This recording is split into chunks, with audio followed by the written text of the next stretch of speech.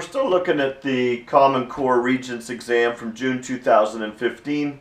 We're going to look at questions 6 through 10 now.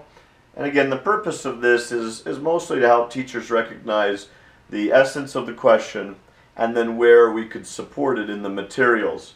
So number 6 is clustered in, of course, geometric measure, and that's a good place for it. It's really all about the essence of cross-sections, recognizing cross-sections, and then applying them in a situation. In number 7, it's a modeling question. Really, it's a volume question that gets a tweak to make it a modeling. So it's about finding the volume and then an average weight situation. Not a very difficult one. We will find a lot of the support in volume and determining the volume of a shape. In number 8 here, we get a question about similarity hidden inside of circle geometry. So while this is the main standard that it recognizes because it's about a similarity question, really this is about knowing all inscribed angles on the same arc are congruent, and then it unlocks to be this. This one is just perfectly clustered. It's the basics of perpendicular lines have negative reciprocal slopes. And then finally, a nice just basic idea about symmetry carrying on to itself, that a rotational symmetry has order and a minimum rotational angle. Let's take a look at them now. Question 6. Which figure can have the same cross-section as a sphere? So initially you'd want to identify the cross-sections of the sphere, which are all circles. And so we're looking for one that has the ability to have a cross-section of a circle. This question becomes quite straightforward once we understand cross-sections. This cross-section here would be rectangular in shape and so on. You might get a square of some variety here.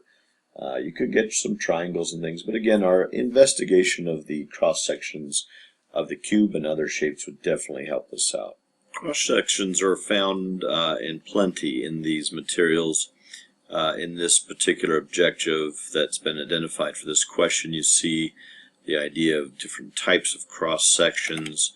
We get into Cavalieri's principle, of course, which is same height, same cross-section area, same volume, that kind of thing.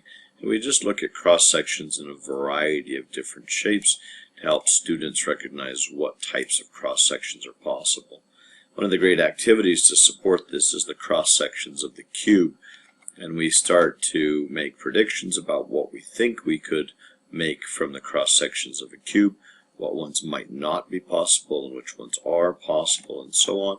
And then we get into diagramming them and showing them. And these things definitely would set up a strength for this kind of a question. Question 7. A shipping container is in the shape of a right rectangular prism. It has a length and a width and a height and so on. It then informs us the average weight per cubic foot is 0.25 pounds. So that's why this one's a modeling one and not just a volume one. It is about volume, so the student has to know, in this case, a very simple volume formula, your base times your height, to find the volume, and then it's an average weight for each cubic foot, and then we get our answer. So understanding volume here is actually at the heart of understanding this, so we'll look at that. This is a modeling question. Really, it's set up initially about a volume question. And so it's about establishing the volume of prisms of different types. This time it was just a rectangular prism, which made it quite simple. But obviously we look at all kinds of different prisms and eventually pyramids and things like that. We get into not only just the basic ones, but the more complex ones, because we think that these are certainly within range. And then to add the idea of capacity or weight or density from this point becomes quite simple, and there's support to that. This standard gets, this question gets put under GSR B, which is about similarity. And it's true, this is about similarity. It says here's a circle and some chords, and then it says which statement is not always true. Now, so you say, why is this about similarity? Well, in this diagram, we're able to identify, of course, the vertical angles and then inscribed angles. These are inscribed on the same arc. these are inscribed on the same arc. So by AA, the triangles are similar, and that allows us to make some deductions down here. So I guess I'm going to say to you, while this was about this standard, I really think initially it is about the standard of properties of circles, and knowing that inscribed angles are equal. If you didn't know that, then game over on this question. So because once we get the AA of similarity, we know proportional sides and equal or congruent angles. So we have proportional sides, we have equal angles, we have similarity, game over on the congruent situation here. So again, interesting how this property is really what's being tested to unlock the other one. At the heart of this question, of course, is similarity, and we're looking for an AA relationship, and once we've found that, then we're going to be able to solve it. And so obviously we establish that AA is a criteria, explain the similarity transformations that pull that off. But really underneath that is the bigger idea, and we cover this of course in CA2, that talks about let me get to it here, lots of goodies here.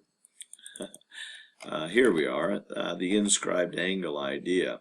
The inscribed angle is why this question that we're looking at works, because one of the angles is inscribed, and so we get the inscribed angle to be equal. We practice that a lot in all kinds of different examples throughout worksheets and other things. We establish those properties and theorems through proof. And here, even as the very almost identical question, basically it says, prove that these two triangles are similar. And in doing so, we're going to establish that the vertical angle's there, the inscribed angle is there, and they're similar by AA. This question, if a student had done this, would transition to the one you're looking at quite easily. In question 9, we see in which equation represents a perpendicular one to a given one. This is fairly standard classic, and it's definitely in the right cluster. The first thing I did is I rewrote this in slope-intercept form so that I could see what the actual slope was, which is 2. So all we need to know is that the perpendicular slope is the negative reciprocal, which only makes 1 the obvious correct answer. And we'll see where we support that in the notes. The notes and the materials first go back because we're not sure what students know in terms of equations of lines and things. So we definitely go back and cover the basic different forms of equations of lines, slope-intercept, graphing. We do point-slope. We do a number of things just to set the tone for this kind of question. And then, of course, we hit hard the idea of what it means to be perpendicular, the negative reciprocal slopes, the product being a -1. We look at a number of examples between perpendicular and lines and so on, and then calculate the actual equation of that perpendicular line. The worksheets do likewise. They cover parallel, they cover perpendicular, they talk about different forms of those, because that would make a question harder if they're not already just in slope-intercept form like this line.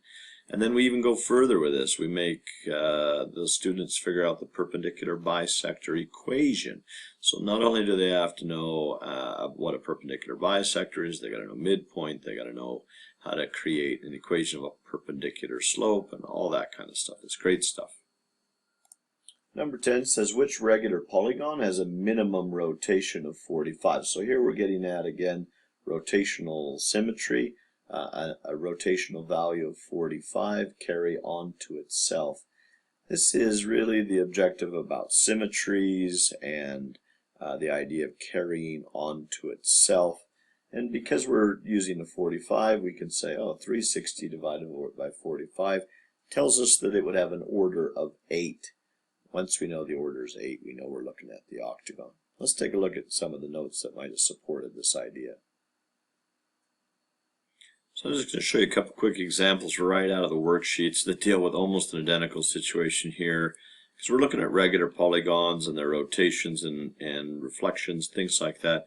Here's a case where we're looking at reflections in a square over its lines of symmetry. We see the increments there. Down below here we see the same kind of thing happening in a hexagon. In a different worksheet, we do a hexagon again, but now we're doing rotations within that. Here we have, this looks like a, what is this? 1, 2, 3, 4, 5, a decagon and its properties and so on. So I guess what I'm saying is we have a lot of examples using the regular polygons to find rotations and reflections and even translations within them. And it's a way for students to recognize and ace a question like this.